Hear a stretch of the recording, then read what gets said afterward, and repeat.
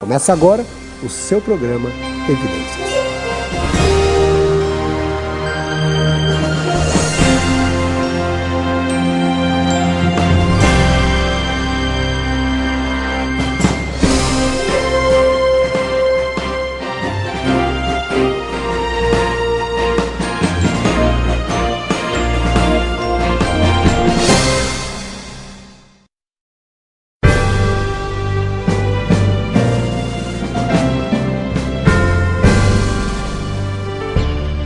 Todos sabemos que a Bíblia é a legítima palavra de Deus franqueada a todas as pessoas. Mesmo que alguns duvidem disso, a certeza teológica de que Deus se comunicou com a humanidade através de uma linguagem que pudesse ser entendida é, sem dúvida, a base do judaísmo e de todo o cristianismo.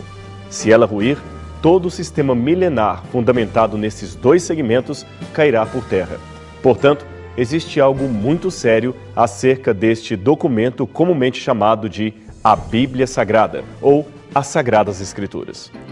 Friedrich Wieler declarou certa vez, com muita propriedade, que a revelação bíblica significa nada mais, nada menos que Deus nos falando com sotaque humano. Esta realmente foi uma extraordinária e necessária forma de comunicação divina, na qual Deus não apenas fala de sua existência, como também nos ensina verdades acerca de sua pessoa e nos revela como ele é.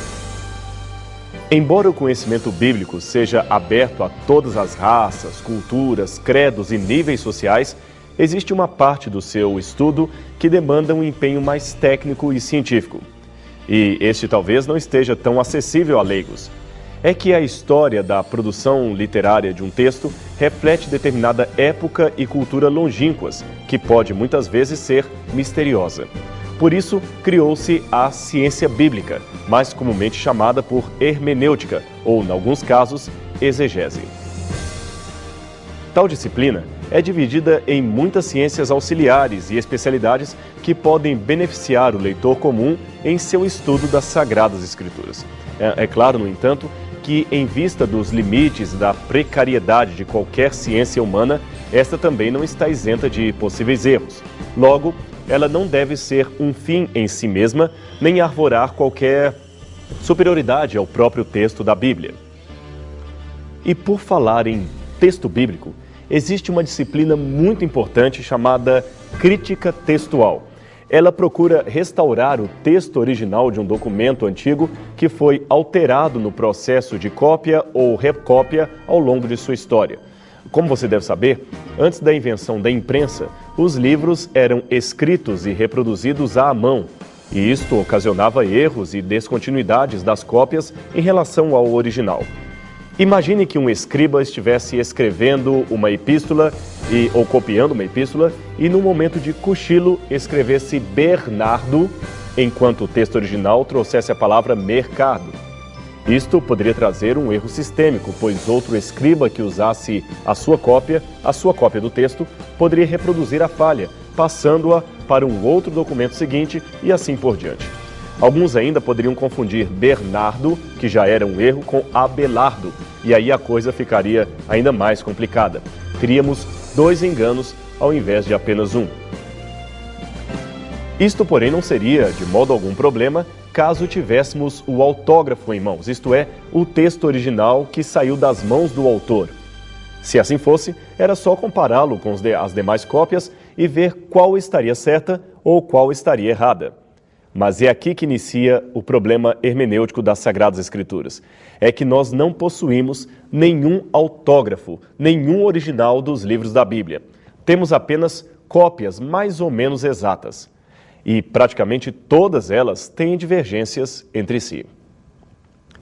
Todos os originais de Paulo, João, Pedro, Lucas e outros que escreveram a Bíblia Sagrada, infelizmente, se perderam no tempo.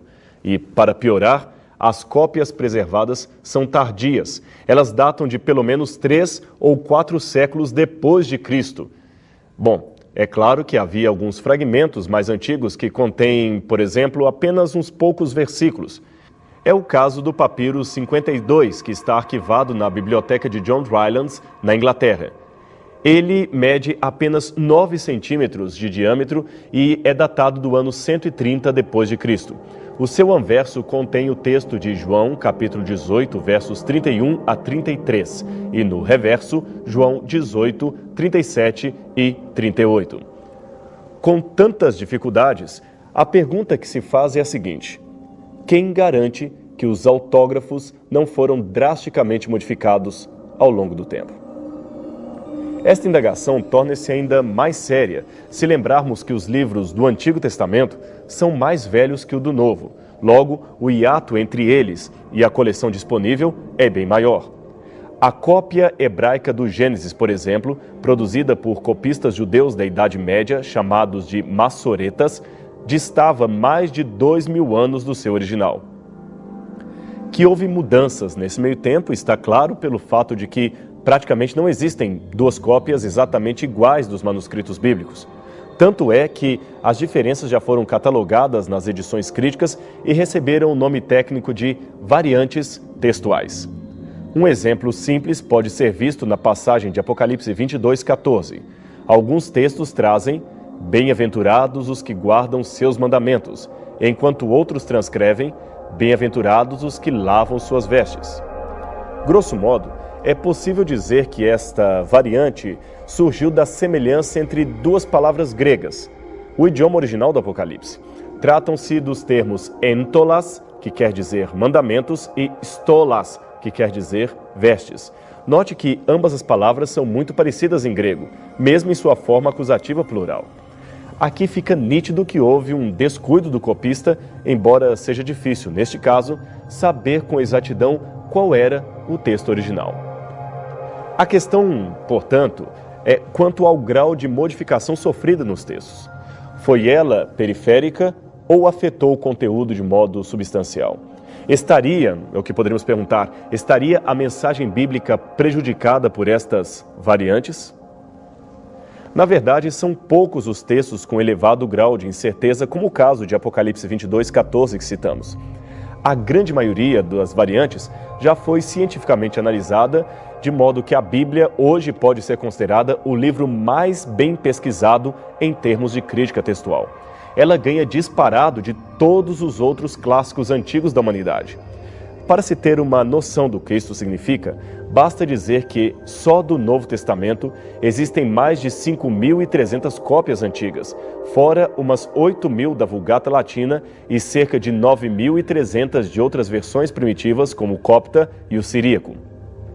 Isto contrasta em muito com o segundo livro mais autenticado da Antiguidade, a Ilíada de Homero, da qual existem apenas 643 cópias manuscritas, e, aliás, a mais antiga dista 500 anos do seu original. Se somarmos todos os manuscritos das principais obras clássicas da Antiguidade, como a Guerra Gaulesa de Júlio César, as tetralogias de Platão, os Anais de Tito Livio, a História de Heródoto, enfim, vários outros, teríamos o cômputo de pouco mais de 1.000 cópias manuscritas. Já o Novo Testamento sozinho detém mais de 5.300 cópias manuscritas, e a mais antiga, embora seja apenas um fragmento, dista do seu original em apenas 30 ou 50 anos. Como se pode ver, só o Novo Testamento grego possui quase 5 vezes mais cópias do que a soma de todos os antigos clássicos juntos, isto é, os clássicos da literatura ocidental, anteriores ao primeiro século depois de Cristo. E esta comparação textual não para por aqui. O falecido Dr. Bruce Metzger, um dos mais renomados especialistas em tradução grega e crítica textual do mundo, fez uma pesquisa extraordinária. Ele empreendeu uma acurada comparação entre a Ilíada de Homero, o Mahabharata, o livro sagrado dos hindus, e o Novo Testamento. Sua conclusão foi que, das quase 20.000 linhas que compõem o Novo Testamento, apenas 40 permanecem dúbias quanto ao seu original. Logo, 99,5% do texto neotestamentário é criticamente confiável. Da Ilíada, porém, percebeu-se que, das suas 15.600 linhas, 764 eram questionadas pelos especialistas, 19 vezes mais que o montante bíblico. E, finalmente, quanto ao Mahabharata, seria de 8 vezes maior do que a Ilíada o número de suas linhas, que teríamos algumas dúvidas. Ou seja, pelo menos 26.000 linhas dele teriam a sua originalidade questionada ou posta em dúvida. Um número realmente em percentual muito maior do que aquele bíblico. Cabe ainda observar que nenhuma destas disputadas passagens do Novo Testamento apresenta perigo à fé cristã. São ao todo cerca de 400 palavras dúbias que aparecem no texto do Novo Testamento, mas são palavras como aquelas de Apocalipse 22:14 que mencionamos anteriormente. Nota-se também que nenhuma doutrina fundamental do cristianismo se assenta sobre estas passagens, cuja leitura é disputada entre os especialistas. Tomemos, por exemplo, o texto de 1 João, capítulo 5, verso 7. Ele fala algo a respeito de 3 testemunhas celestiais, que seriam o Pai, a Palavra, no caso Cristo, e o Espírito Santo, e que esses 3 seriam apenas um. Esta é uma típica passagem cuja autenticidade é seriamente questionada pelos especialistas. Ela tem forte indício de ter sido um erro de copista ou um acréscimo feito posteriormente em alguma cópia tardia da Epístola de João. Contudo, isto não prejudica a doutrina da Trindade, que não se sustenta nesse texto, nem fica menos evidenciada pela possibilidade dele ser espúrio. Há outras passagens que permitem um estudo acurado do assunto sem precisar se valer de um versículo cuja origem é duvidosa. Existem ainda outros excelentes argumentos a favor da fidedignidade textual da Bíblia, mas não os reproduziremos aqui por questões de espaço e por fugir ao objetivo deste programa. Não obstante, vejamos uma comparação a mais, desta vez, acerca da integridade textual do Antigo Testamento. Trata-se da sensacional descoberta dos manuscritos do Mar Morto em Khirbet Qumran, no deserto da Judéia. Antes, porém, de comentarmos essa descoberta, seria interessante dizer que, em relação ao Antigo Testamento, até ao achado desses manuscritos, a cópia mais antiga em hebraico que possuímos do texto completo do Antigo Testamento datava de cerca do ano 1000 depois de Cristo. Era o Codex Babilônicos Petropolitanos, que fora produzido ou copiado 1400 anos após o Antigo Testamento haver sido completado. Como você vê, um hiato deveras complicado para se estabelecer a fidedignidade textual das Escrituras. Havia, claro, um outro texto, o Papiro Nash, que contém uma porção hebraica de Deuteronômio 6, 4 e 5 e que foi encontrado em 1902. Esse fragmento foi datado em torno do 1º século antes de Cristo, mas o seu conteúdo, como você pôde notar, era deveras pequeno para grandes conclusões. Assim, com cópias de manuscritos tão tardias em mãos, os especialistas em teologia bíblica se viam às voltas com o problema de provar que não houve graves alterações anteriores ao texto que possuímos. Imagine que algum capítulo houvesse sido deliberadamente acrescentado ou suprimido. Em 1939, Sir Frederick Kenyon, diretor do Museu Britânico e autor do livro Nossa Bíblia e os Antigos Manuscritos, expressou seu pessimismo em dizer: "Acho impossível que se encontre qualquer manuscrito do texto hebraico que seja anterior à formação do texto massorético." Ora, quando ele diz texto massorético, está se referindo às cópias hebraicas feitas a partir do ano 500 depois de Cristo.